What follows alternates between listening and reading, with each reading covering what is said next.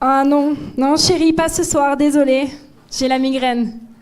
Vous avez peut-être déjà entendu ou prononcé cette phrase, et pour cause. Jusqu'à près de 20% de la population mondiale, et très majoritairement les femmes, souffrent de migraines. Donc je suis sûre que parmi vous ce soir, certaines, comme moi, ont déjà souffert de ce mal. Désolée, je vais vous rappeler ô combien cela peut être désagréable. La migraine, c'est d'abord un mal de tête, qu'on appelle céphalée, intense et qui va pulser dans toute une moitié de votre tête. C'est aussi une hypersensibilité à tout ce qui nous entoure. Une lumière, un son ou même certaines odeurs deviennent insupportables. Et pour ne rien arranger, la migraine s'accompagne aussi de nausées, voire de vomissements. D'après ce constat, la question qu'on peut se poser, c'est qu'est-ce qui se passe dans notre tête et plus précisément dans notre cerveau. Si je suis là ce soir, c'est parce qu'on ne sait pas vraiment. La migraine, c'est comme un puzzle auquel il manque encore pas mal de pièces. Et mon travail, c'est d'essayer de trouver ces pièces manquantes pour mieux comprendre et surtout mieux traiter la migraine.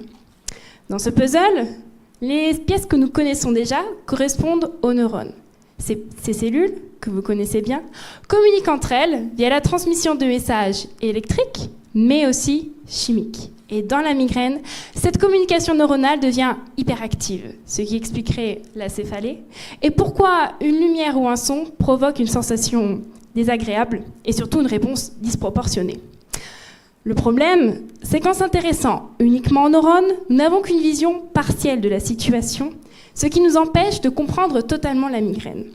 En effet, jusqu'à maintenant, nous avons laissé de côté toutes les autres cellules de notre cerveau, pourtant aussi nombreuses que les neurones. C'est ce qu'on appelle les cellules gliales. Et parmi ces cellules gliales, il y a un candidat très intéressant pour la migraine, ce sont les astrocytes. Trop longtemps considérés comme les cellules assistantes des neurones, les astrocytes ont été oubliés, car on pensait qu'ils ne faisaient que fournir aux neurones l'énergie, l'oxygène et la nourriture dont ils ont besoin. Mais les astrocytes sont en fait capables de beaucoup plus.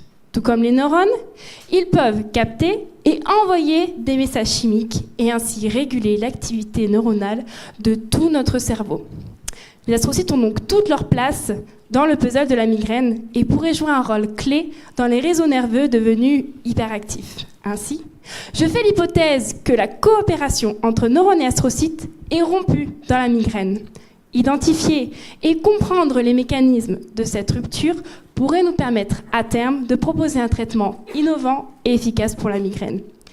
En résumé, en rétablissant l'harmonie entre neurones et astrocytes, nous pourrons rétablir l'harmonie et voire plus dans votre couple. Du coup, mesdames, plus d'excuses.